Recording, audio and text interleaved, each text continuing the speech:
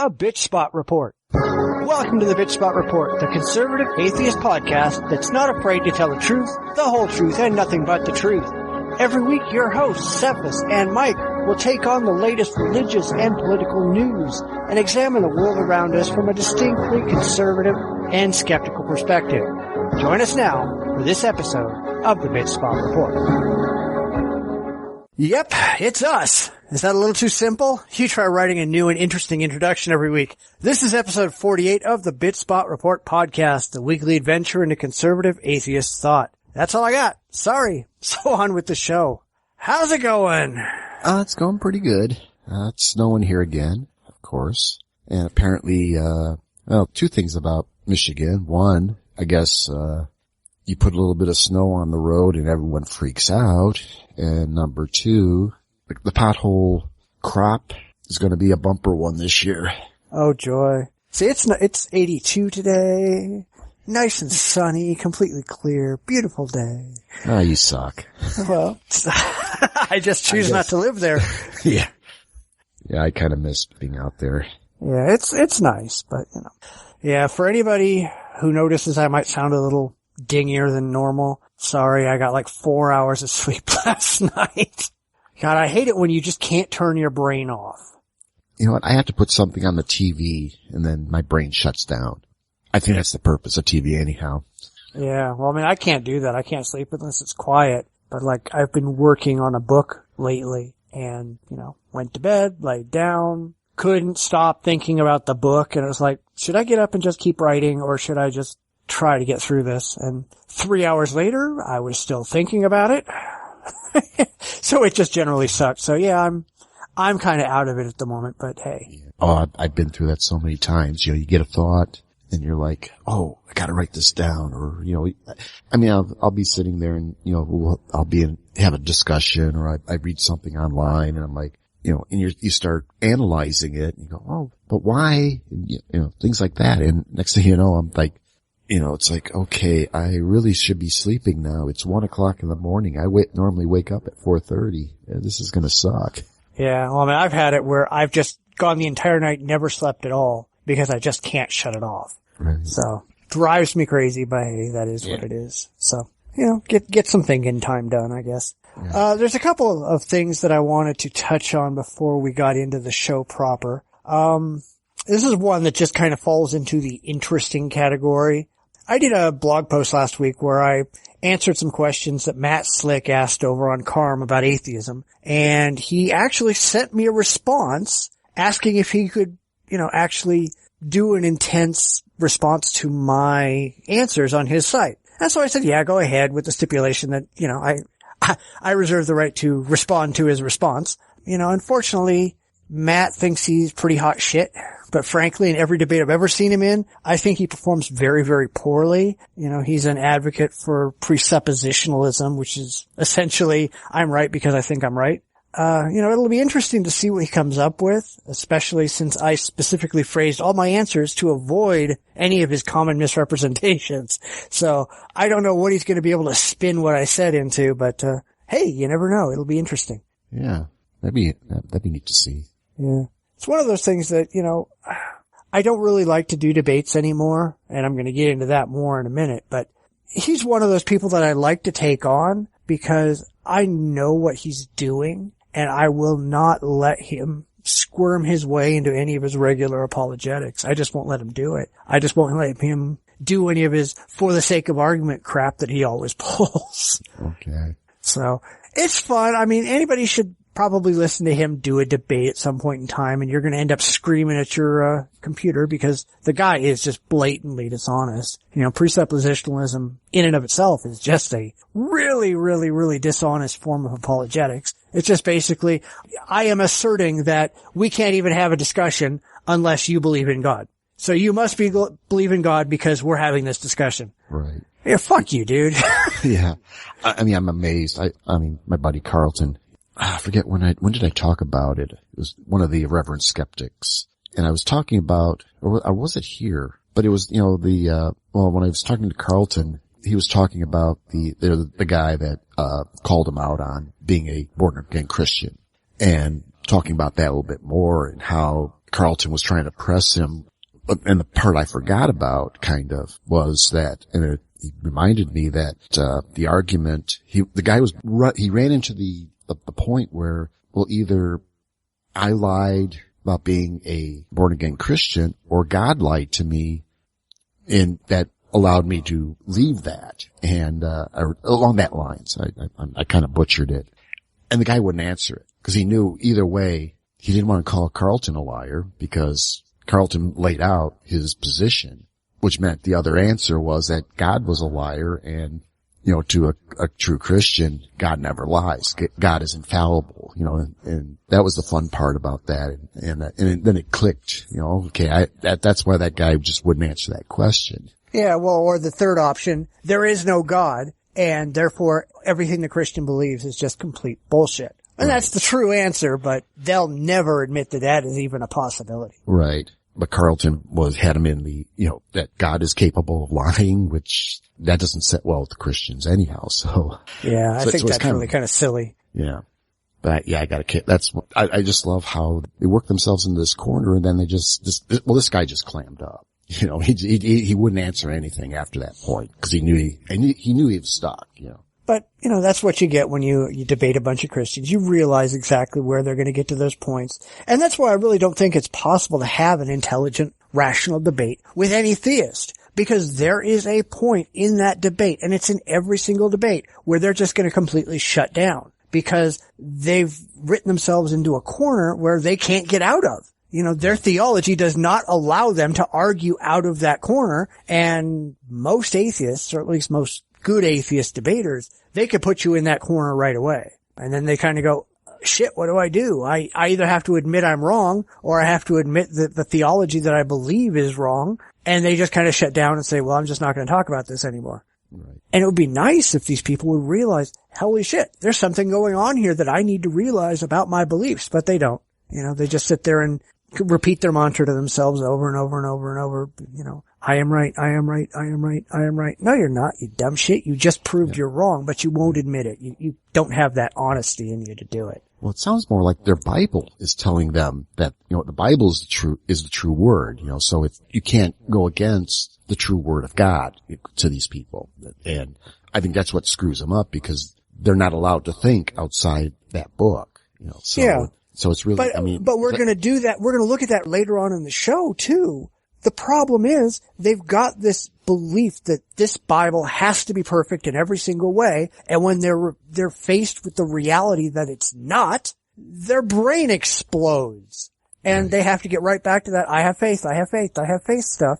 Yeah. They need to stop having so much faith, and they need to realize that, you know, the things that they believe, the faith that they have, is just empty and ridiculous, and they need to throw it away and deal with what's actually true, not what they wish was true. Right. Oh, exactly. Exactly. All right. And the second thing I had, and I mean, now that we have a Ken Ham story coming up later, but I wanted to weigh in just a little bit on the upcoming Ken Ham Bill Nye debate, because I think I've got kind of a unique perspective on it that I'm not seeing anyone else talk about. Now, I listened to the latest episode of The Thinking Atheist today, and most people on it just don't understand that the whole debate structure at play here is faulty. And I'm going to put a link up in the show notes so people can go watch it. It's an hour-and-a-half episode, but it has a lot of people on. You know, Matt Delahunty's on, Ra's on, Dave Silverman's on, and they're all talking about whether or not they think this is a good thing or a bad thing that this debate is going on. My problem, and, you know, I've done public debates on religion in the past, I just don't see much value in it at all. All right? It's a spectacle. It's a circus. It's a performance, and it really has nothing to do with coming to an actual conclusion based on the best evidence on each side. It's just people dancing around on a stage for an audience. And I don't think that actually accomplishes anything. That's not how science is done. Scientists don't get up in front of an audience and debate each other to see which side the audience likes best. That's not science. Science happens in peer-reviewed journals. It happens with evidence being given back and forth. It doesn't matter who's the best debater. It doesn't matter who's got the best rhetoric. It matters who's got the best evidence. And all of this crap, all of these public debates, really, don't matter because they're not going to establish anything. Nobody's going to change anybody's mind. It makes no sense to me that they're even bothering to do this. And we all know the only reason that Ken Ham is doing this is because he needs $29 million by February 6th to keep his stupid ARC park alive. This is a money-making opportunity for him. That's why he's selling tickets to people to pay for his stupid ARC park. I don't think that's anything that we should be helping him to do. So, my thing here is not that Bill Nye should not be debating him because it gives him any kind of credibility. It's that this isn't how science is done, and I don't think anybody should debate anybody in front of an audience. I think people should actually take it to the journals, take it to the scientific community, and, if you got the evidence to back up your claims, which we know Ken Ham doesn't, great. If you don't, fuck off. I'm just really tired of all these debates. I think they're just stupid. Well, any type of debate, I think I've heard it stated, and I think this was Brian Dunning, that he won't debate because what it does is give the other side, if you're debating a scientific, if you're a scientist and you're debating and you're going to debate a theist or even a Ken Ham, you're actually elevating his argument up to being a scientific principle, which it isn't. But you're giving them an equal platform, which I think is, it's disingenuous. It's dangerous because now you are reinforcing the idea that creationism or intelligent design is science. It isn't. And why give it a scientific, debate it scientifically? You shouldn't be doing it. And I really think I'm really concerned that something like this is just going to give Ken Ham more credibility, and he doesn't deserve it. There's no credible thing that he's ever said. So it's like, I like watching debates and seeing how people interact, but it really, when the show's over, you might convert a few from one side to the other. You might get a couple, I never thought of it that way, but in reality, you haven't changed anything. You just went through a series of mental masturbation, basically, in front of a bunch of people, and really nothing's changed. The argument stays the same. Both of them are going to, I bet you any amount of money, both of these guys are going to walk away and said, hey, we won. We made the strongest arguments. And this was a great boost for science or theology, depending on who's ever saying that. So it's really, it does nothing. You've given the incredible or the incredulous people, making them sound credible. And that's probably about the worst I see it, is, giving Ken Ham an equal footing with science. That is just so, that's just so ridiculous. Yeah, but, I understand that part of it where you don't want to give these people any kind of, a boost, but I'm just saying the entire format is just stupid. Regular science, all right, respectable scientists. If you take those people, you don't put them on a stage in front of an audience. All right. You don't take two biologists who are arguing some minutia of evolution. They don't get on a stage in front of an audience and argue whether one or the other one is right. That's not how science operates. And right. It's stupid to even put anybody up against these people, not because you're afraid that you'll give them some kind of credibility, but because that's not how the world works. It doesn't matter who talks the best, who has the best rhetoric. It matters who has the most evidence. I recently had somebody ask to debate me on a Google Plus Hangout, and I turned them down because I realized that their YouTube channel was monetized and all he wanted to do was make money off of hits. So I told him, no, I'm happy to debate you if it's in a neutral area where nobody's making money. Nobody. You don't make a damn penny off this. I don't make a damn penny off this. Nobody's selling DVDs or anything else like that. I'm happy to debate idea for idea. I'm not happy to debate for a paycheck. And that's what this whole thing is anymore, is it's just a way to sell DVDs. It's just a way to get hits online. It's just stupid. Yeah. I care about reality. I don't care about the sideshow. Right. And that's just all this is just turning into. Yeah. And really, that's what this debate, to me, right off the bat sounded like this is going to be a sideshow, because you've got the worst, I'm going to say one of the worst, theists you can find, along with, Ray Comfort and all those guys, Ken Ham. And we've got the story coming up, and that's will be a very good example of, how ridiculous this guy is, how out of touch the guy is. And, but then, yeah, giving him a forum. Again, Bill Nye, he seems a cool guy. I'd like to reserve judgment on him a little bit because he has, I know he's an advocate for, science and reason and all that stuff, but, even then, he's had some issues, but again, this is really, this debate, when I heard it, it's like, this is a sideshow. This is going to be a joke. But they're all sideshows. Every single one of them is a sideshow. Yeah. If you go and look at any debate that Matt Dillahunty's ever done, or if you went and looked at any debate that Christopher Hitchens ever did, or whoever, they're all sideshows because these are not people who are giving their best evidence. These are people who are doing a performance for an audience. That's not science. That's tap dancing on a stage. Right. So anyway, like I said, I went ahead and I put the Thinking Atheist episode, link to it on our show notes. So please go ahead and take a look at that and, tell me if you think I'm right or wrong. I just think the entire debate format is inherently wrong. It's just inherently pointless. Like I said, I've never seen a debate that really, especially within the science. Now, you could probably, there's probably good uses for the debate format, but science isn't one of them. It's definitely not one of them. Okay, well, let's go ahead and jump into the news. Alrighty. And now the news. And basically, this is something that's happening all over the country. These federal judges are absolutely out of control on so many different fronts. And I think if you just took the most egregious case, possibly the one out in Utah where basically a state constitution is being trumped by one federal judge, and, in a sense, the will of a sovereign state. You look at the 9th and 10th Amendment. What we ought to do is Congress ought to stand up and do its job and impeach one of these federal judges. And I think when you do that, being a federal judge is a pretty good gig.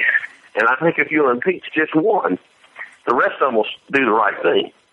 And they'll do it out of necessity because self-preservation is an instinct that so many folks have. South Carolina Senator Lee Bright suggested to a Tea Party group that Congress needs to impeach federal judges who rule in favor of marriage equality in order to intimidate other judges into, quote-unquote, doing the right thing. He also thinks the way to solve school shootings is to put teachers armed with machine guns on the playground. Is it any wonder the Republicans are losing so many elections when their ideas are this absurd? Yeah, I started reading this. I'm like, okay, how much more low can these people go? I mean, and I keep hearing this. They want to arm teachers. Oh my God. It's like, I don't know. Who are they trying to reach? I mean, who are they trying to get, their votes from? It's like, I guess in a way, let them spew their bullshit. It's like, it makes even the good Republicans look bad that their party is putting these people up that are absolutely clueless. Absolutely. And I mean, I'm sure this is again, it was let's see, where did he say this at? Some interview. But yeah, so it's an interview. So he's pandering to somebody and thinking that this is what his constituents want to hear, or the constituency, or who he's running, the district he's running for. And, people talking like that, it's definitely, in my case, I mean, just me personally, I don't think I'll vote for a Republican ever again until they can get rid of these idiots who were living in the Stone Age. Yeah. Well, unfortunately, he probably is appealing to his base. I mean, this is South Carolina again, and we talked about them last week. I mean, they've got the worst record in education in the nation, probably because they elect people like this moron. Right.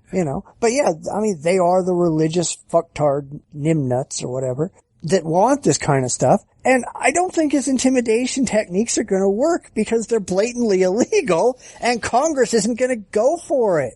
I mean, doing it at all, whether you're a regular citizen or an elected official, it's going to get you thrown in prison.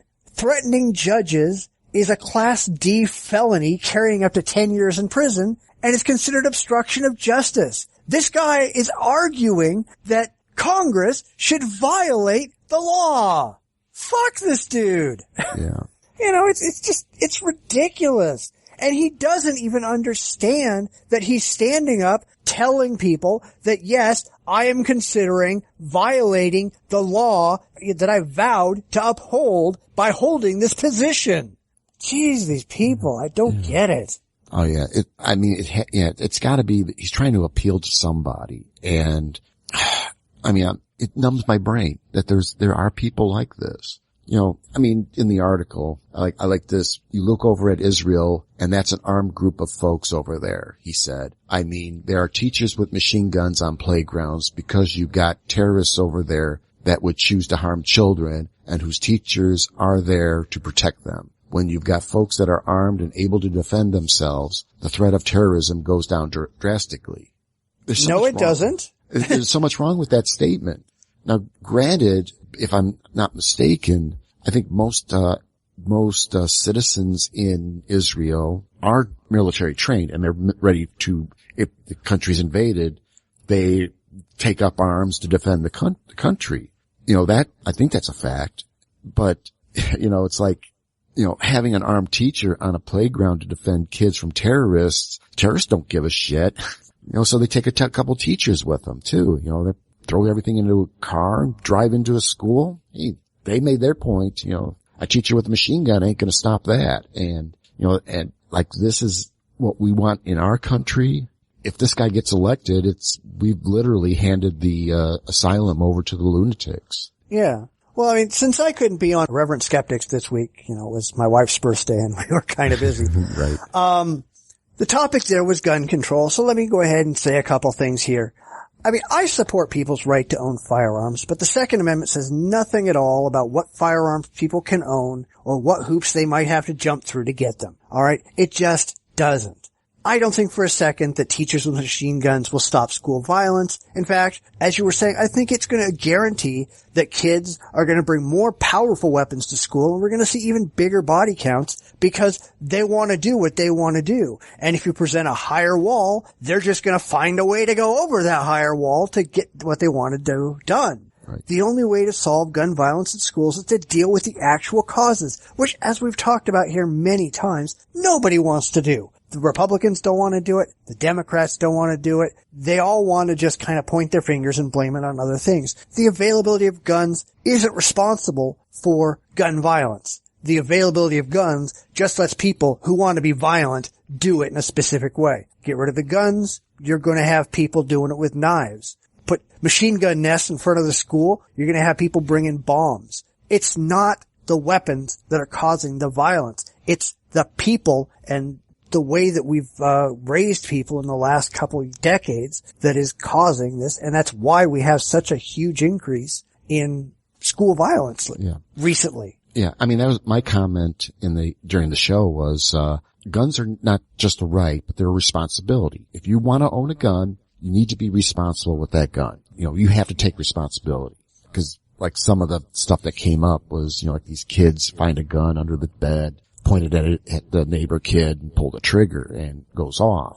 It's not the problem of TV violence or whatever. It's the parent who left a loaded gun under the bed and the kids find it. That's the tragedy. And that could have very well been kept, prevented if the gun was locked or keep the ammunition separate. All that kind of stuff. There's a certain responsibility that goes with gun ownership. And if people were not going to be responsible with guns, then they should be held accountable and have to pay whatever penalty. And that's my position. I have nothing wrong with guns. I don't own a gun and I haven't, it's been ages since I've actually fired a gun.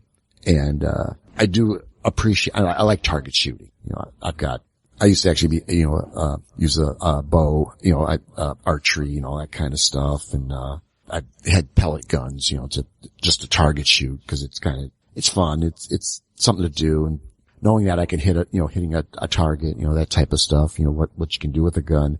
So I have no real issues with gun ownership as long as you're doing everything responsible, keeping your ammunition safe, keeping the guns out of the wrong hands, report guns stolen right away, I have no problems with waiting periods and, any type of registrations that have to go with it. It's just, but it comes down to behaving responsible with that gun. Of course, can a Adam Lanza be held responsible because he flips out and decides to shoot? It's not the gun's fault. It's the person behind the trigger. That's the fault there. We need to deal with those problems, not with the fact that there's guns on the street. Right, and we've got a lot of kids that are doped up on drugs that we know cause psychotic breaks, but they keep doing it because it's easier than actually having to deal with the kids or actually having to control the kids. It's much easier to stick a needle in their arm and pump a bunch of drugs into them that makes them go crazy than it is to actually have to have the teachers deal with them in the classroom or the parents deal with them in the home. Right. And I agree with you completely. I'm completely for gun registration. I think, you gotta register your car. Why shouldn't you have to register your gun? And I'm not anti-gun by any means. I've owned guns in the past. I used to hunt. I used to shoot. I've done all that kind of stuff. I see no point in it right now because I just don't do anything with it. So it's been a while since I've owned a gun. I really have no interest in getting a new one. It's not something that I care about, but I'm certainly supportive of anybody who wants to go out there and legally get a gun, wait whatever amount of time there is, register your firearm, go out and use it legally any way that you want to. But you do have to be responsible for what happens with your gun. If you own a gun, it needs to be locked up in a cabinet. You need to have trigger locks so that nobody can just grab it and start shooting. And I'm really sorry. I'm not that sympathetic for people who are going, well, I have to have it loaded under my pillow just in case somebody breaks in. Well, fucker, if somebody's going to break into your house in the middle of the night such that you have to have a loaded gun on you, fucking move. You live in a shithole. Yeah. I'm not impressed. Sorry. There was this one guy, and I tried not to piss him off too much because, he's a real loud guy, and he's going, I'll never fly on an airplane because I can't take a gun on the airplane with me. Okay, cool. Don't. And I'm like, what kind of logic? I don't understand the logic behind that. He drove from Missouri to California. Okay. And, it's like, oh my God, it's like, you're that paranoid. I've never had problems, going from home to the airport. I've been all over the country. I'm in Detroit right now. I'm not packing, I'm not worried about it. Granted, growing up around Chicago, the neighborhoods, where you shouldn't be. And, it kind of sucks, but quite frankly, the neighborhoods that you're not supposed to be in are neighborhoods you wouldn't want to go to anyhow. But you're always kind of you're kind of alert and stuff like that. I've never had any problems at all. And, so this guy, it's like, okay, dude, you've got bigger issues. I'm not gonna, I didn't say it to him, but I'm thinking, dude, you got some issues. Yeah. Well, me, I would say it, but that's just the kind of guy I am. I don't hide things. If you deserve to be kicked in the teeth with reality, then I will kick you in the teeth with reality. I don't care. And I've had people who have threatened to hurt me, threatened to come beat me up, threatened to kill me. And some of those people I've said, here's my address. Come and get some. Never see them. Talk's cheap. Action, let's see you take some action. These people aren't going to take action because they're just a bunch of little pussies, with a gun. They don't have the guts to actually use it. Yeah. Well, anyway, let's go ahead and get on to that wonderful Ken Ham story. Yeah, the Ken Ham story. From the Christian Post. Ken Ham calls progressive Christians more dangerous than atheists after criticism he's driving believers away. I got two mixed feelings about this guy. This is a guy totally out of touch with, that's the given. He's out of touch with reality. And, apparently progressive, I don't know exactly what a progressive Christian really is. In this article, it's those who believe in evolution are more dangerous to Christianity than atheists. And, there's this, he doesn't like anybody, apparently. No, pretty much. As long as, unless you believe in creation, I think you're probably totally on the outs. And you could be the most diehard, born-again Christian fundamentalist in the world, but if you still believe in evolutions, this guy doesn't like you. I'm like, oh my God. It's like, you kind of think that when you see these guys, like Ray Comfort and his crap and Kirk Cameron and even before this, Ham, Hovind, all these guys, they're pretty much wingnuts anyhow, but, even attacking his own base.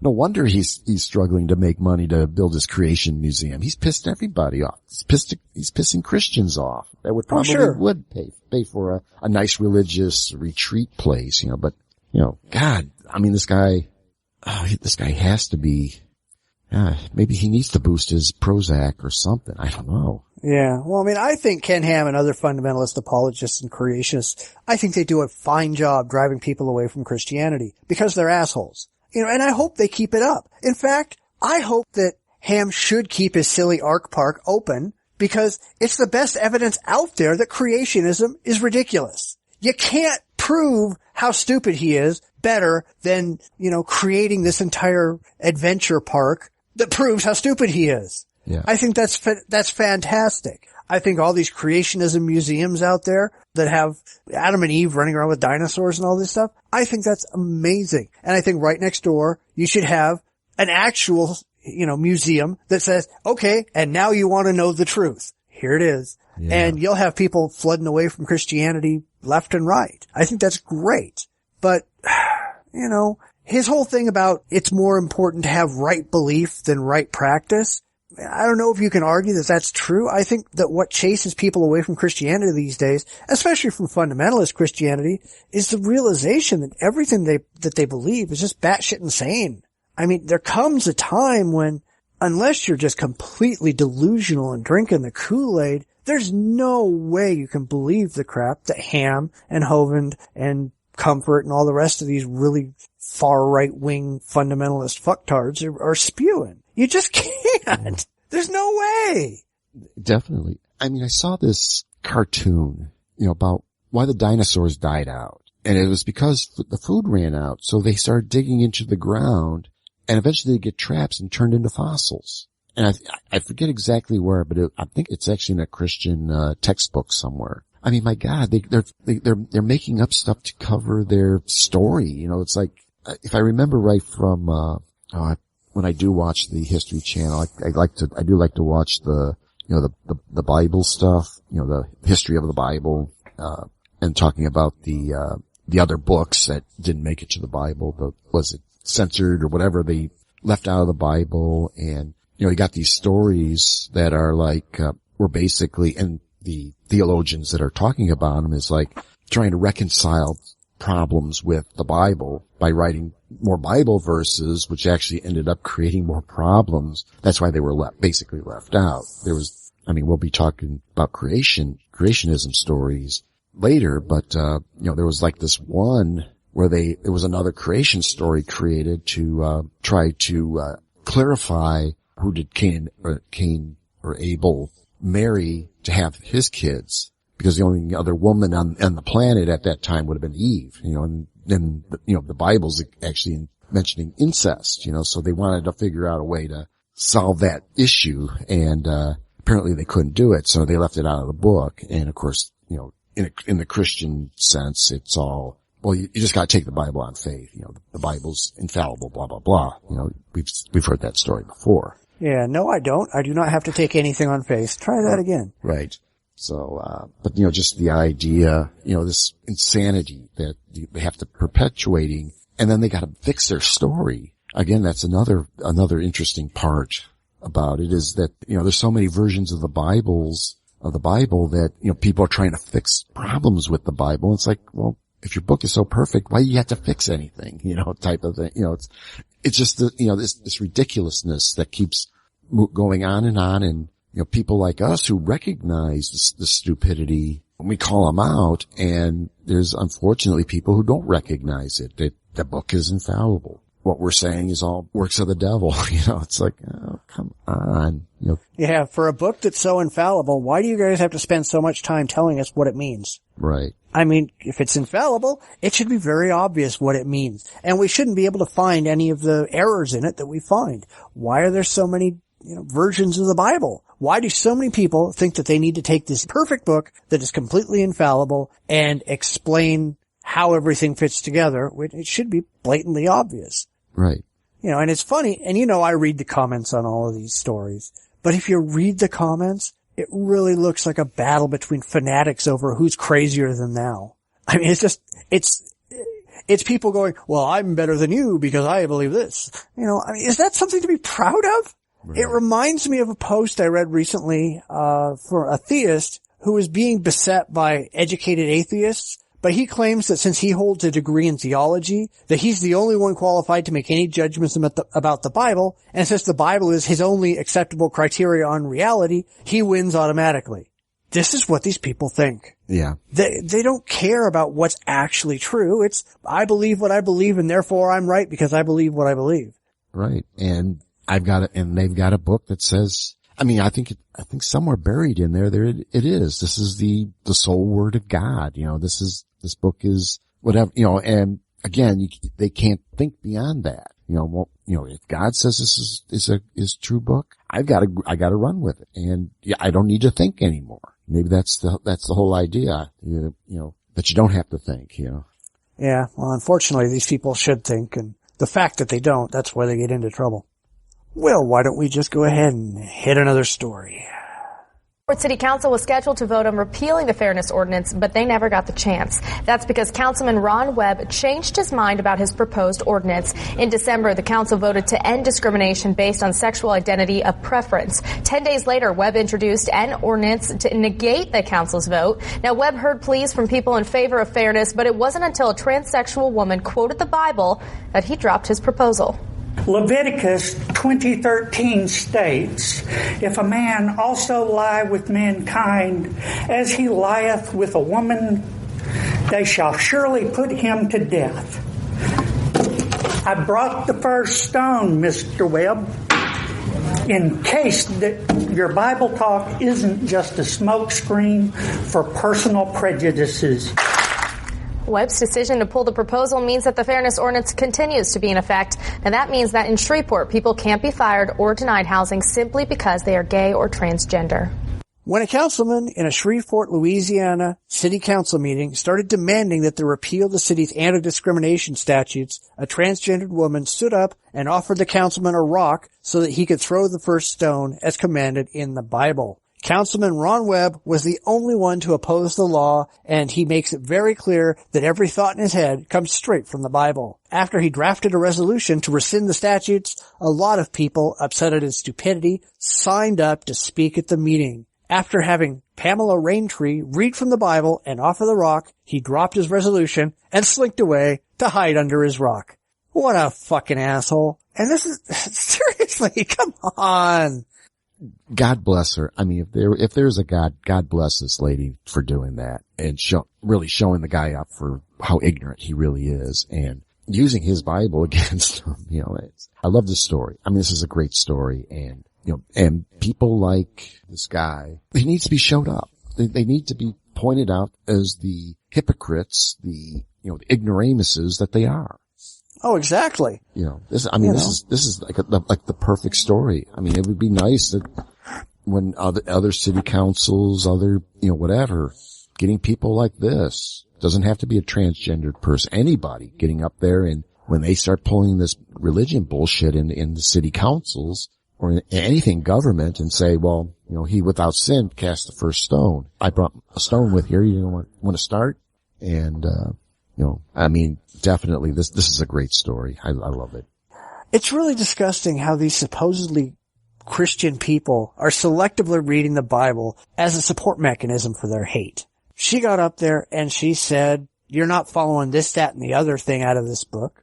Why are we supposed to believe that this one thing that you happen to like, that you've happened to adopted, why are we supposed to think that that thing is more important than all these other things that you're completely ignoring? And I think Pamela Raintree deserves, a standing round of applause. If I wasn't so tired, I would stand up. But she did a great thing. And the other citizens of Shreveport, Louisiana did too, by coming out and, speaking out against this asshole. If we have listeners in Shreveport, are you guys planning on recalling Webb for gross stupidity and violating the separation of church and state? You should be. And every single place where these people come out of the woodwork, we need to have the population stand up and say, we are not going to accept this, and we're going to go and have a recall campaign and get these fuckers out of office and put people in there who actually know how to think and do the job that we're putting them in there to do. And that job is not read the Bible and preach hate.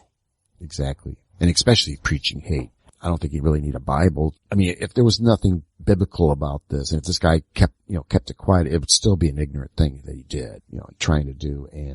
And since he did bring the Bible into it, it really just exposes this hypocrisy, this ignorance and, the bigotry and just assholery, I guess, that these guys are. I mean, this is the same bunch that had been running the books, buying the books in Texas. It's the same thing as what caused the Dover Kritzmiller. You got these religious fucktards who wants to push forward creationism as legitimate, and they've been elected. They get on these boards and cause more problems than what really was necessary.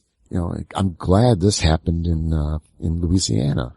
What you were saying before about religion pushing hate, it's one thing if somebody pops up and says, I oppose the gays, but he has no religious backing for it or anything like that. He just thinks it's icky and whatever. There's plenty of those people, and there's people like that in the atheist side too. All right. But those are things that we can sit down and we can debate, because these people are actually bringing ideas to the table. They have no faith in those. They have no absolute desire to have these things be true at the cost of reality. I'm coming back to the whole, good people will do good things, bad people will do bad things, but for a good person to do a bad thing, it requires religion. I think that's really true. Yes. Because religion is something you can't debate. These people don't want to debate these things. These people want to have absolute faith and utter dedication to these ideas no matter what. They're not going to change their minds because they're delusional.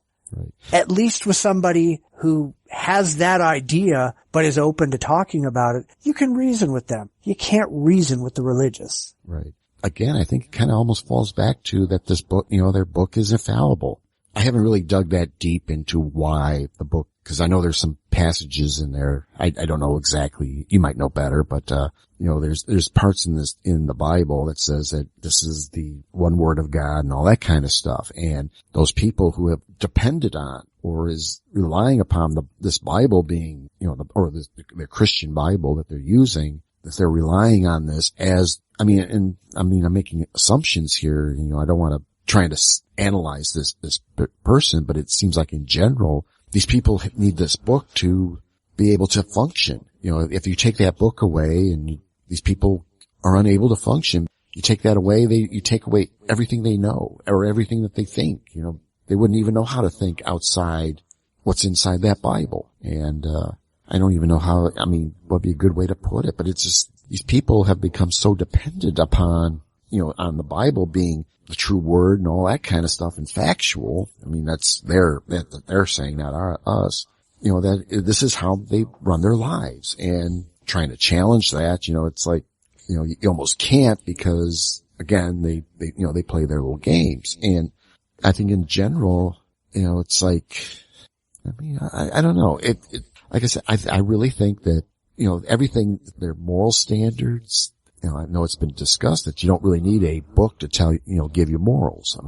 If you don't have empathy, you don't have morals, and empathy is something that it's something personal. You don't derive that from a book, either science or religious. Right. So if your morals are coming out of that Bible and you have to rely on that plus everything else in there, you get people like, this councilman who, that homosexuality is abomination. It's like, but you take that away, it's like the world becomes totally confusing. I think that maybe even something to, that may be what it is.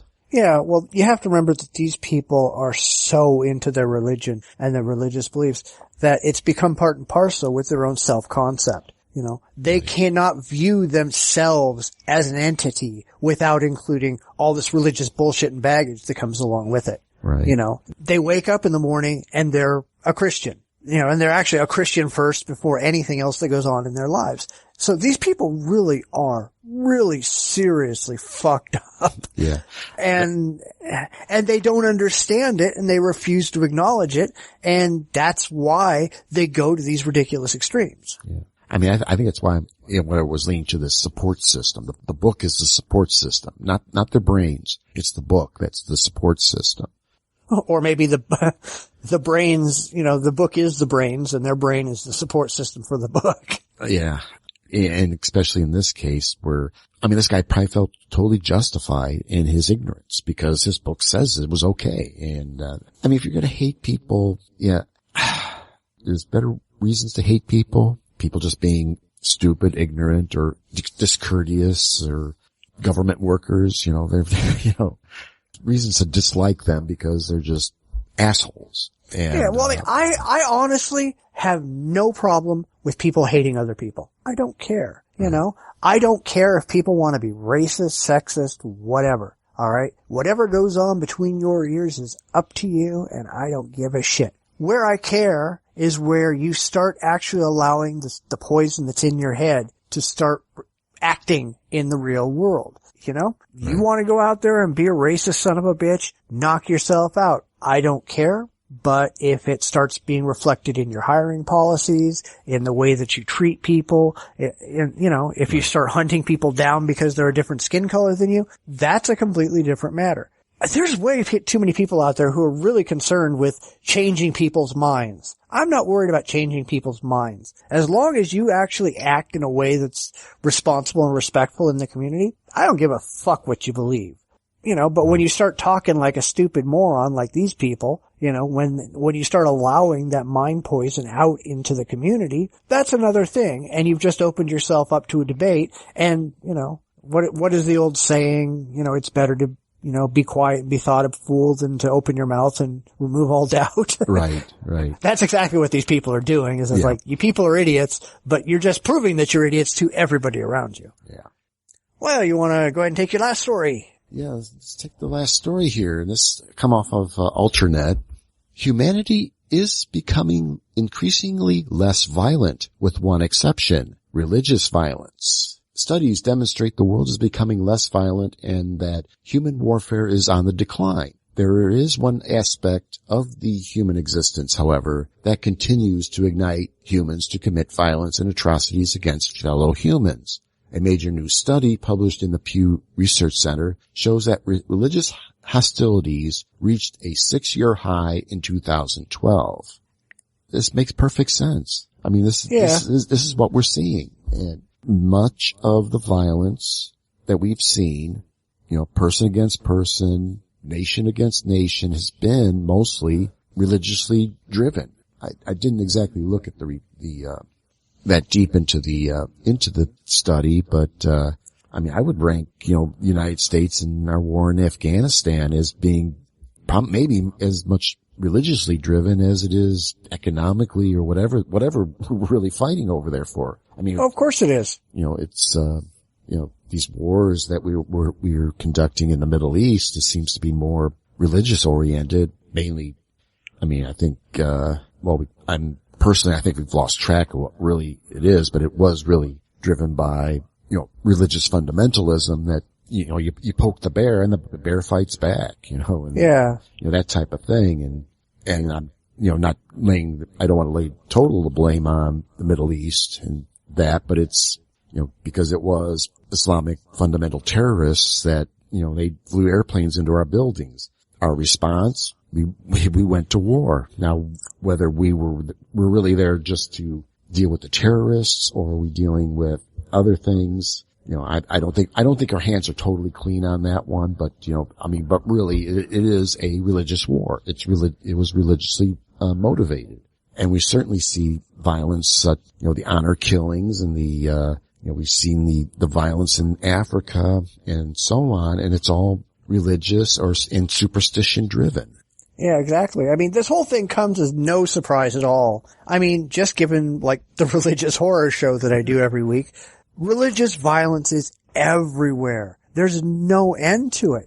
Even most of the stories that we do on this show prove that it's true. And while there's no stories that we're doing this week on religious violence, that's only because I purposely passed up a couple that I figured I'm sick and tired of talking about these religious fucktards killing people. Right. You know, it's bad enough we want to slit our wrists after doing these stories every week anyway, you know, than to pick stories that specifically piss us off. So I purposely bypassed a couple of those stories when setting up my stories this week. We could have. You know, we could do that we could do 4 stories a week, every single week, week in, week out, about the religious off killing each other or, you know, killing innocent people or whatever. Yeah. No problem. Yeah, it's easy. I mean, you know, I mean, every day there's something violent, you know, going on. And, I mean, I chose this one because it really explains what's really going on.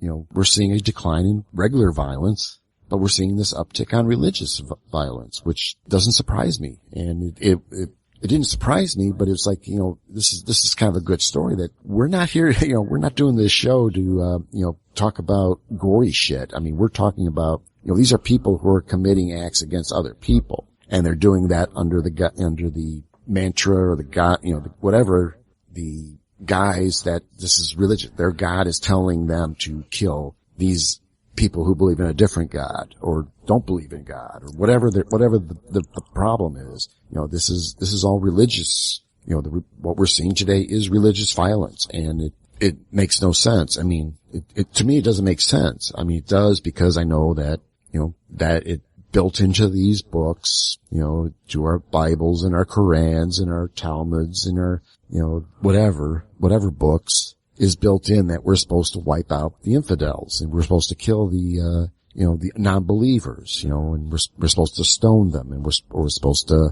you know, put them to the sword, whatever the words are, you know, and it has always been a major goal of mankind is to end wars. And, you know, really, if we can get rid of religion, we can get rid of quite a bit of violence. Yeah. I mean, I've got a friend who's a historian, and he pointed out to me once long ago that up until the modern era, say around World War I, virtually every major war that we've fought on this planet has been religious or has had some major religious component.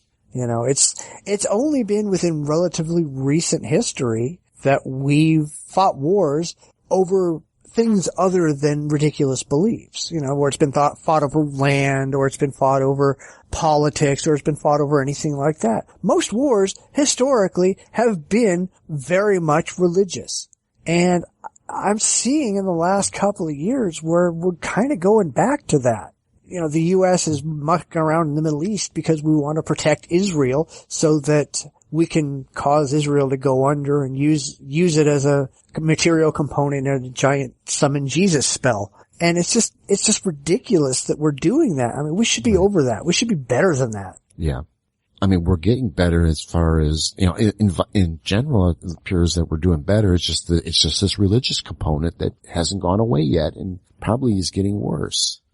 Yeah, well, I mean, I love how the religious make every attempt to minimize their own responsibility. I mean, they ignore studies and data that are clearly represented in the article, and then they like point to violence done outside of religion as proof that, well, they're not as bad as other people think. Well, fuck, man. Any violence done in the name of religion is too much violence. Playing this ridiculous "we're not that bad" game just makes them look horrific. You know, well, we don't kill as many people as this person. Well, dude, you shouldn't be killing any people anyway. Right. All right? You cannot excuse your own horrors by pointing to somebody else who's worse than you. Right.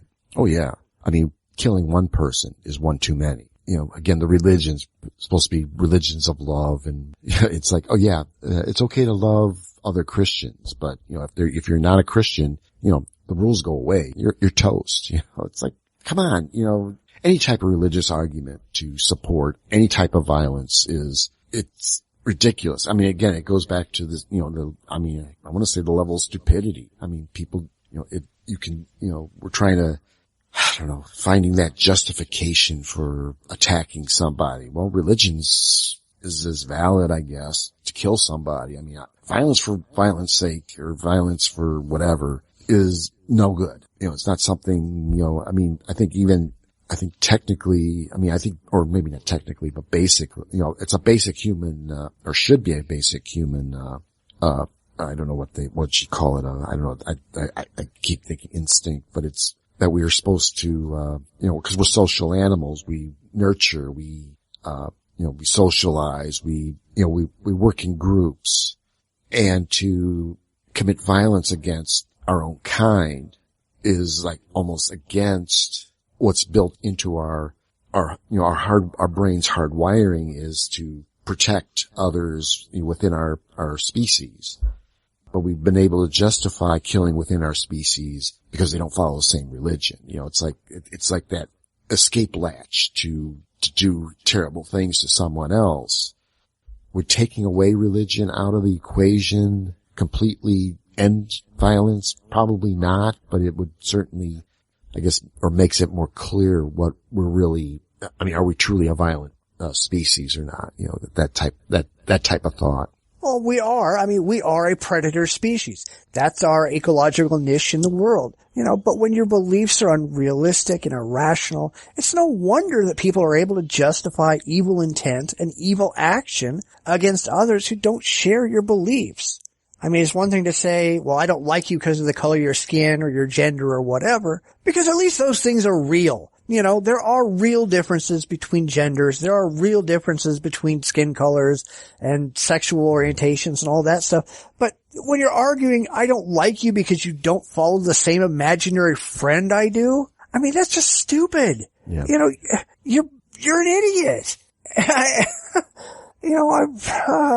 don't know what to do with these people who are just so far gone. Right. Oh yeah. We are capable of violence. I'm not denying that. But certainly, I think in our hard wiring, we're not necessarily, violent to our own species. But I think once you can create some justification, and that's what we do through our Bibles, our Qurans, our Torahs and Talmuds and whatever other books they are that says that it's okay to kill these people, or you can stone these women, or you can cut the arms off of, albinos. To me, that's what seems really is the a kind of a driver, is that we're saying our God allows us to do this. We can't kill ourselves. Thou shalt not kill, but it's okay if it's if it's someone who has our beliefs. So I don't disagree with you, but I think there is something about, that we are a social creature. We do try to protect our own groups, and maybe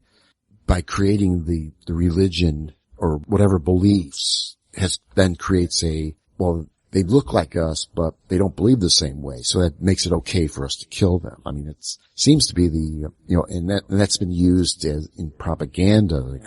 Clearly in the Second World War, the Japanese were viewed as, the slant eye, buck tooth, little guys, and, to demean them, that type of vision. So it was okay to kill Japanese during World War II, but then afterwards, now we had of course, the genie was let out of the bag. Now a lot of people did not like Japanese, and, it took quite a while to, clean that mess up, I guess, but it's that idea of that making these people look outside, our group, and then that justifies killing them. That's what I think is what these Bibles, the religious has allowed us to do, is we can say, well, these people believe in, they're Jews. We can send them to gas chambers. These are Christians. we can shoot them, cut their hands off, do whatever to them. That it gives them justification, even though if those books weren't there, it would be it'd be kind of tougher to do what you want to do to that person, because, okay, we kind of look the same, and, I don't have a way to justify killing that person other than maybe to steal his coin purse or whatever, but it's, that type of thing. But I think the thing with religion is it gives more justification. I'm morally obligated to kill that person because my book says that I'm supposed to do that. Oh, exactly. It's all in-group, out-group kind of stuff. It's the same reason why, if you go back through political cartoons in the early part of the century and end of the 19th century and early 20th century, you saw the little black Sambo stuff, right. And, you saw all these extreme caricatures of blacks, and you saw them of Jews, and you saw them of all these different groups, and the Irish, and all these different groups that they wanted some reason to hate, so they just drew them in such a way that it dehumanized them and made it easier to just see them as an object for hate, not just another individual that you otherwise wouldn't be able to justify killing them. Right. All right, well, I think we're about done there. You want to go ahead and do some main event? Let's do some main event. But let me grab my notes. Okay, you can do that. This is the main event. As we talked about a little last week, Mike has been gathering some interesting questions online, and this week we wanted to tackle the 2 creation stories in Genesis. Yes, that's right. There are 2 completely separate and contradictory creation stories in Genesis, the first of which runs from Genesis 1:1 through Genesis 2:3, and the second starts at Genesis 2:4 and runs on to Genesis 2:25. There's no question that they're blatantly contradictory, yet most Christians either ignore that fact or wave their hands and try to justify having 2 distinctly different stories of the same supposed event appearing right next to each other. So, we're going to take a little bit of time and talk about a little bit of the background of the stories and why they appear. And then you can say some stuff. Yeah. To me, Genesis is pretty, it's where we get our creation story, which, we've talked quite a bit about, people trying to get this story taught as science and science courses. And then, of course, then there's this manufactured science, I'm air quoting here, of intelligent design, which is supposedly, it really just takes God out of the equation, but creates a mythical, some force, something to create, as a creator. And then there's another interest I've had in Genesis was that, a lot of the ancient alien people they seem to heavily quote Genesis for a lot of their base theories of, God of the Bible is actually a space alien that had, influenced, mankind. And, they heavily work, Genesis for it's their evidence of that these were actually space aliens. To me, it's kind of an interesting, chapter of the Bible, and I'm not really a big Bible reader. If anything, I've spent most of my time in Genesis. Of course, not a lot. So, I'm hoping, Cephas can, help me along here a little bit. Yeah. So, but I think it's intriguing that there's actually 2 Genesis stories. 2 distinct creation stories. And actually the first story really covers it's the 7 days of, where God creates the, heaven and earth and, set the, greater and lesser lights, sun and the moon, then they created plants and animals and then ultimately creating men and women. And then there's the second story, which is, really starts with the creation of man to the point where he kicks, man out of the, Garden of Eden.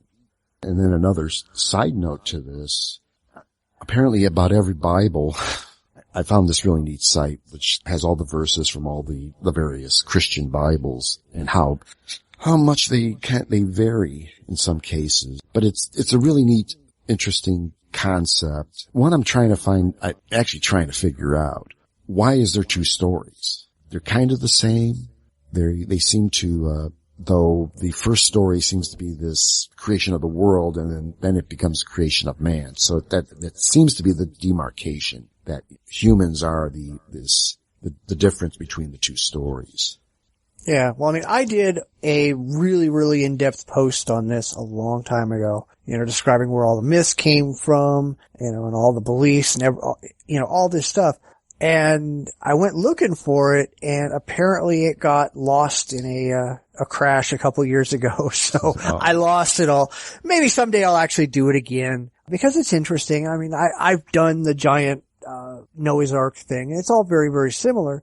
When you look at these stories, they are actually 2 completely separate stories. It's not like the Christians want to spell it out like they will claim like the first story is the creation and then the second story is just focused on the 6th day with man. Sorry, that's not the way that it works. All right. If you look at this archaeologically and anthropologically, the second tale is much, much older. It dates back to about 500 BCE. It's a much more primitive story using much more ancient Jewish ideas about the construction of the world. Like I said in my Noah's Ark stuff, the ancient Jews thought that the earth was flat and there was a solid metal dome that covered it with the sun and the stars and everything just being kind of pasted on the inside. And, there was like heaven above it and all this other nonsense. And that's kind of the way that the second story, is told. There are some really distinct differences between the two that Christians have to really, really try to rationalize around.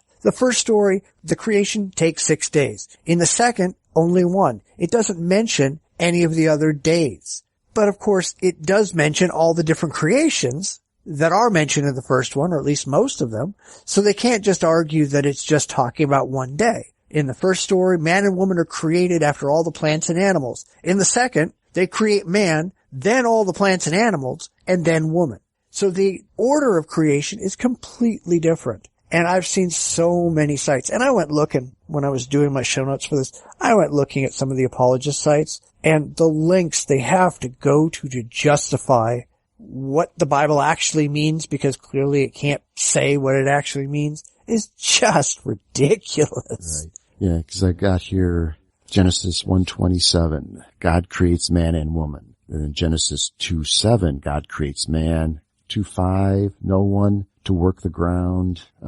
I kind of abbreviated that. 2:16, let's see what I got here. God tells him he can eat from any tree. 2:17, may not eat from the tree of knowledge. 2:19, creates animals for man's use. And then 2:22, God creates woman from man's rib. And of course, again, there's no mention of the names yet. Actually, I got a note here that it isn't until 3:20 when in the King James Version that it's revealed that Adam was his name.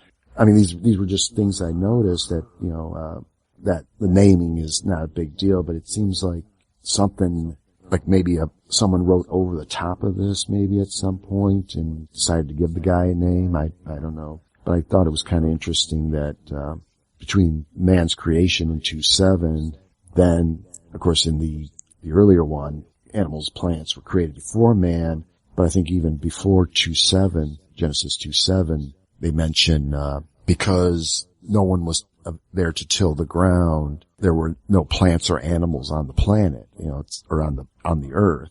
So it's like, okay, well, you got the first one that's telling you that God did create, the plants and animals, then created man. Here you're saying that he had to create man before he can create plants and animals. Again, how do you reconcile that if this book is infallible? They really can't. Right. What they have to do is they have to just wave their arms around and go, ha ha, you can't see what I'm doing here. And then they just kind of make some ad hoc rationalizations for why their explanation is the explanation you ought to believe. The reality is neither one of these creation myths are original to the Hebrews. They stole them lock, stock, and barrel from other cultures. And I don't remember, I'm just kind of remembering back to writing this whole thing years ago, but, it comes from, like the Babylonians who had a myth about, the first man and first woman whose names were, if I'm pronouncing them right, Adama and Heve. And yeah, you can't see where that came from, can you? Right. I mean, all this stuff, it's like word for word almost, or it's concept for concept. It's in the order that the Hebrews ended up using, but the Christians won't admit that these stories came from anywhere but, their magical, mystical, religious past. Right. And then you go back and you start going, like, the young earth creationists literally believe the universe was created on October 23rd, 4004 BCE, about 9:30 in the morning. And I've heard some different times, but that seems to be the most common one. Right.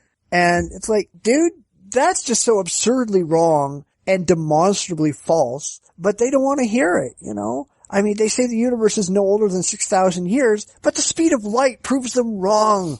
The closest star, is Alpha Centauri, and that's 4.3 light years away, so that means it takes light 4.3 years to get here. Well, that's great, but like the closest galaxy to us, the Andromeda Galaxy, it takes light more than 2 million years to reach us.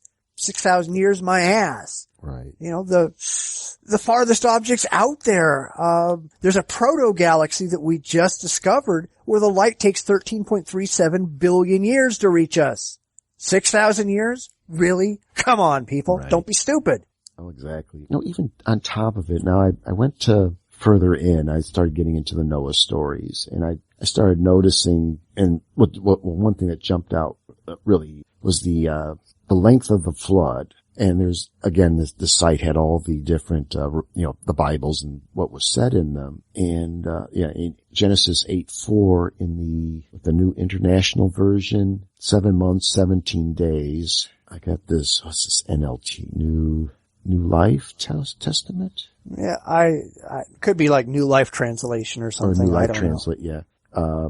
Don't quote me on that. Yeah. I mean, I just got NLT as my notes. I should have probably fleshed this out a little better, but here it said only 5 months in that. And these are 2 Christian Bibles. Everyone else seemed to settle on 7 months, 17 days. But you got 2 Christian Bibles with 2 completely different time frames. It's like, yeah. It's the New Living Translation. I looked it up. Okay. Yes. Excellent. Okay. Yeah. New Living Translation. Yeah. 5 months. Let's see. I'm trying to remember how I wrote this down, because the first one was the length of the rain.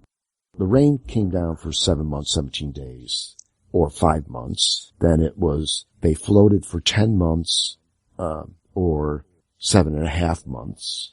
And then it was 40 days of, sending out, what was it, the first, they sent out a raven and a dove, right? Right. Yeah, I think 40 days for the raven to come back. Well, 40 days of the raven coming back with nothing. Then it was 7 days before the dove, came back with the olive branch. But it was like, these 2 with 2 completely different numbers in them. It's like, that's the other thing that gets me about, especially these Christians. They've rewritten the Bible to a lot of it's, what was, King James writ? King James was 1611. Were they doing Middle English at the time, or was it early New English? I think it was Middle English. Middle English. Don't quote me, but Right. But it's, it was in that where there's like American translations, which kind of cleans up the Old English. A lot of times, you'll see, people, the King James is supposedly the catch-all, get-all Bible. But then again, 1611, they started working on it, but it wasn't until 1629-ish when they finally got the Greek texts to translate into the King James. So they had been already working on it years without even having anything to base their Bible on. I think they may have been working maybe off of Latin texts or maybe whatever. So even the King James seems to me like kind of now whether they went back and reworked it, but it does sound like it was the King James is a bit of a hodgepodge probably of different language translations, which it's horrible. Yeah. It's probably the worst translated Bible ever. And I did go and look, and you were right, it was early modern English, so I was wrong. Early modern, but I didn't know exactly where those were, but it's but King James, he wanted certain things in his Bible. So there's a lot of crap that prior versions, they just kind of said, we're not going to use that, and we're going to use this instead. And they just made shit up and stuck it in the Bible. Right. So, I don't get all these people who are, only King James people, because it's the most unreliable version there is in existence. When sometime in the 80s, early 90s, I guess it was, where they went back and they did the new King James version, they actually threw away the King James version, went back to older copies of the Bible, and they actually retranslated correctly in, whatever the language that they were trying to do. But it's a much more realistic, a much more correct version than anything in the regular King James. But you got all these religious fucks who, that's their only Bible. That's the only one they want to read. And it's the demonstrably worst conceivable translation there is. Right. Yeah, I think King James 2000? It was supposed to be, I'm sure that they had to start, because I remember seeing a 2000 translation in that list. But, no, and why I looked at that was, I remember, and I think it was, actually, I think it was Pat Robertson one time talking about, they're getting ready to revise the Bible to update it. I'm like, well, why do you need to update a perfect book? It's like, but apparently, at least in the, I don't know what groups he runs in or whatever where the evangelist gets their Bible from or whatever.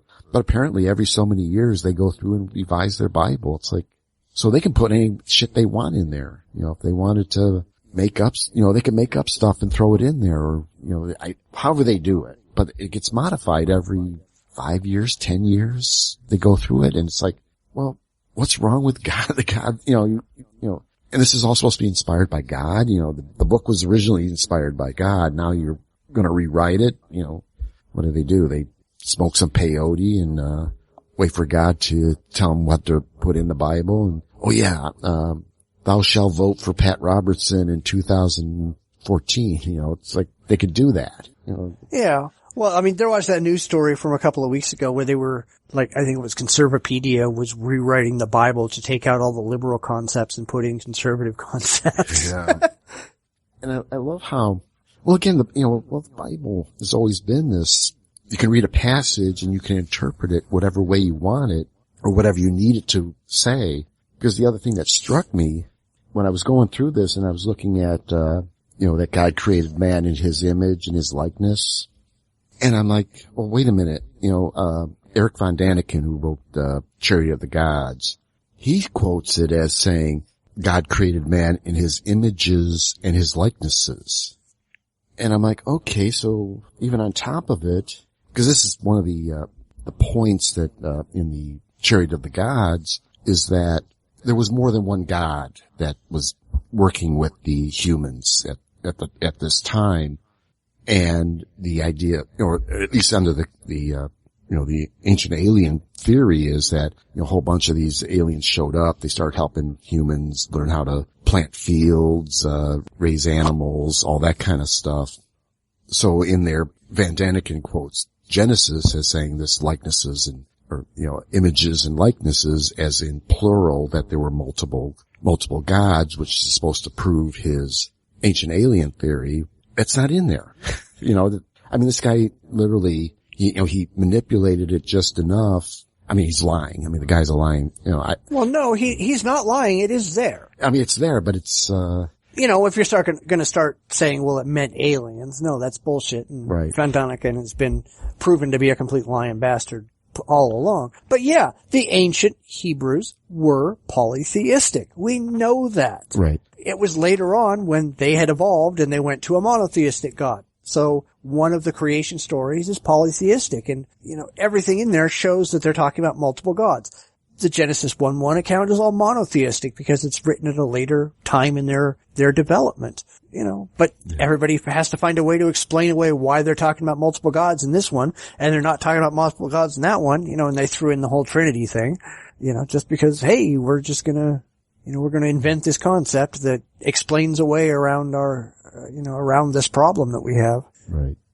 So it's really ridiculous when you sit down and look at it. If you're going to say that this book is perfect, read the book that you actually have. All right. Don't write a dozen web pages or 100 web pages or 1,000 web pages that tell everybody how you have to rationalize and interpret the Bible that's supposedly perfect so that it actually comes out and says what you wish it would say. Because it doesn't say what most of these people want it to say. They have to find a way to force it to say what they want it to say. Right. If you just read it straight, it's a laughable, ridiculous, mythological story. Right. And everybody should see it for that, but no, these people, instead of working from the evidence that is the Bible to a rational conclusion, they're starting with a conclusion, and then they're shifting the evidence around and making up new evidence and telling us how to interpret the evidence so that it comes out with the conclusion that they want to have at the beginning. Right. Oh yeah. I mean, I keep hearing it all the time, that to me, some of these quotes, when they do this, well, Genesis such and such says this, which means, this, it's like, well, wait a minute. A lot of times it just doesn't make sense. Where do you get this verse represents this idea? And apparently someone wrote something down somewhere.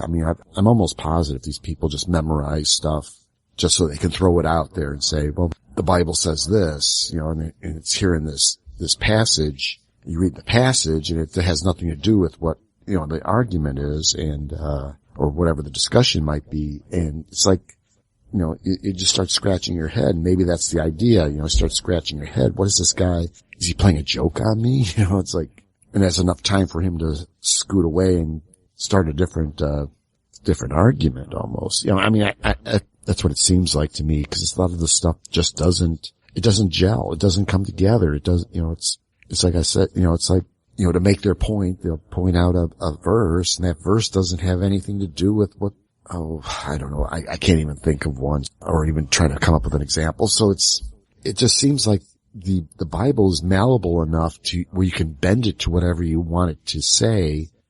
But then when you question it, when an outsider, then the Christian is going to say, but then, this is infallible. This is the perfect word of God, and that's when you should realize that you're dealing with an idiot. Yeah. I mean, they'll use any kind of rationalization or justification to beat it into the shape that they want it to be, and then they'll sit there and tell you that this is the shape it was already intended to be. No, you people are just morons. Yeah.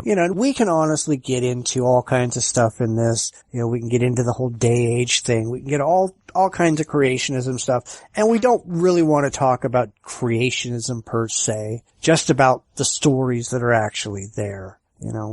I think creationism's been done to death enough. Right. And, we can do it again someday, but that's another discussion for another show.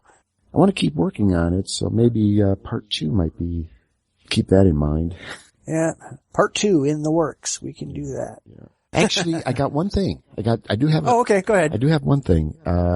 Actually, for my other podcast, A Skeptic's Guide to Conspiracy, I've got it planned to do a live recording for the podcast, along with the Reverend Skeptics. On February 1st, I will be on a Google Hangout. I'll be recording it for my podcast. It'll be released normal as an audio. But if you want to watch, and actually there'll be a Q&A, you can ask questions. I'll be talking about 9/11, conspiracies, getting more into some more of the nitty gritty stuff with them. And, you can ask questions, and you can watch live, or you'll be able to watch it on YouTube afterwards. I'll have all the links on my website, mikebohler.com, mikebohler.com. You can find it there. I'll get you a link for the show notes. It'll take you right to the Hangout. If you're on Google, and if you're already on Google in my circles, you've already got an invite to it. But if you want to check it out, there'll be a link in the show notes, and it'll be in the show notes for my show. Plus, I'll probably do a post, where you can check it out. You can link to that, or look up Irreverent Skeptics Hangout it'll be February 1st around noon Central Time, United States. I'd love to see you join and, check it out. Ask questions, call me an asshole, whatever you want to do. It's there. Yeah. Yeah, because I saw that earlier today when they were doing the announcements for the next couple of Reverend Skeptics. Yeah. And, next week they're doing, Ancient Aliens. Ancient Aliens. So I will try really hard to jump in on that, because that's something I know considerable amount about. Oh, yeah, we could use someone like you. I'm hoping to do something about, Egyptian construction, and, kind of trying to look at, what was I looking at? Ancient civilizations. I just listened to a bunch of Coast to Coast episodes, and oh, that's good. Yeah. I maybe that's part of my brain deadness today, or I'm maybe a little bit more brain dead right now after listening to that. But I'd like to talk. Yeah, that'll do it. Yeah. All right. Well, yeah, definitely go ahead and get me a link, and we'll go ahead and throw that in the show notes. And as it gets closer, we'll definitely make sure everybody knows about it. Excellent. So let's go ahead and close up for the week. Thank you for spending some time with us. We're available everywhere. Yes, everywhere. We're especially available at our new voicemail number at 1-425-606-5614. Pick up your phone and dial. We'll be back in a mere 7 days with another dose of our conservative atheist vaccine for what ails an irrational world. See you then. You've been listening to the Bitchspot Report podcast with your hosts, Cephas and Mike. You can follow us on Twitter respectively at Bitchspot1 or at JDRipper1962. Please visit our website at report.jdragononline.com. We're on Facebook at facebook.com/The B-Spot Report. We're also on Google+, iTunes, and YouTube. Those links are on our website. We'd love to hear from you. You can reach us via email at report@jdragononline.com. Comments, ideas, and suggestions are always welcome. We'll be back next week with another fun and fact-filled episode. Please tune in again.